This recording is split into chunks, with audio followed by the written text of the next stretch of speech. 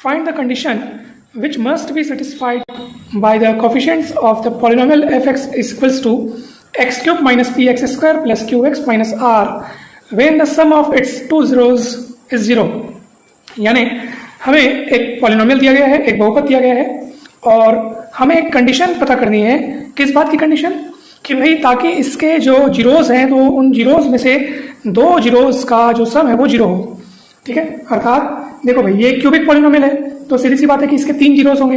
ठीक है ना, तो उन 3 जीरोस में से 2 जीरोस का सम 0 होने के लिए क्या कंडीशन होनी चाहिए वो हमको पता करना है।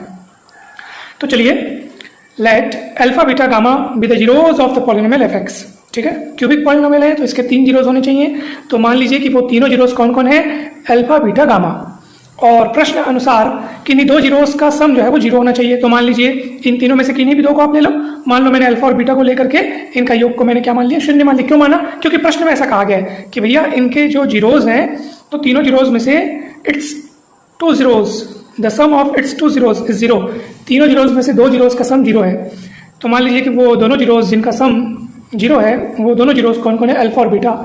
और इनका योग जो है अपन ने कितना लिख लिया? 0 लिख लिया। दोस्तों आप सभी को पता होगा कि तीनों जीरोस का सम यानी alpha plus beta plus gamma is equals to minus of coefficient of X square upon coefficient of X cube होता है। ये आपको पता होगा। ठीक है, हमने पिछले वीडियोस में जो अनेक सारे सवाल जो हम लोग पढ़े हुए हैं तो अनेक सारे क्वेश्चंस में हमने इन सभी फॉर्मूलों का इस्तेमाल किया हुआ है। तो ये माइनस अपनी जगह पे। कोफिशिएंट ऑफ एक्स स्क्वायर आप देख सकते हैं यहाँ पे कोफिशिएंट ऑफ एक्स स्क्वायर कितना है? Minus P. तो यहाँ पर हमने लिख दिया minus P. Coefficient of X cube, तो एक्स क्यूब का कोफिशिएंट कुछ नहीं है तो सामने में 1 है। ठीक है, तो यहाँ पर हमने लिख दिया 1। और आप देख सकते हैं कि अल्फा प्लस बीटा की वैल्यू कितनी है? 0। तो अल्फा प्लस बीटा के स्थान पर आपने 0 यहाँ पे लिख दिया। तो 0 plus gamma is equals to gamma.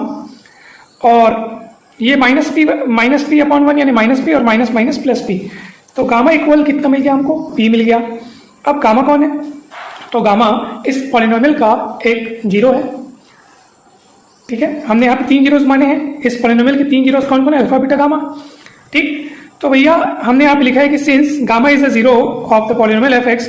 0 का डेफिनेशन क्या है दोस्तों? किसी भी रियल नंबर को आप किसी पॉलिनोमियल का 0 कब कहते हैं? तब कहते हैं जब उस रियल नंबर को उस पॉलिनोमियल में एक्स के स्थान पर रखने से आपको क्या प्राप्त हो? 0 प्राप्त हो। तब ऐसी स्थिति में वो रियल नंबर उस पॉलिनोमियल का 0 कहलाता है। तो यहाँ पर गामा जो है वो तो उस पॉलिनोमियल का 0 है ही। इसका मतलब है कि जब गामा को इस पॉलिनोमियल में x के स्थान पर रखा जाएगा, देखो x के स्थान पर जब गामा रखा जाएगा तो हमें अवश्य ही कितना मिलना चाहिए? 0 मिलना चाहिए। क्योंकि ये गामा कौन है? इस पॉलिनोमियल का एक शून्यक है। शून्यक अर्थात 0 है। तो अवश्य ही f gamma is equals to 0 होना चाहिए।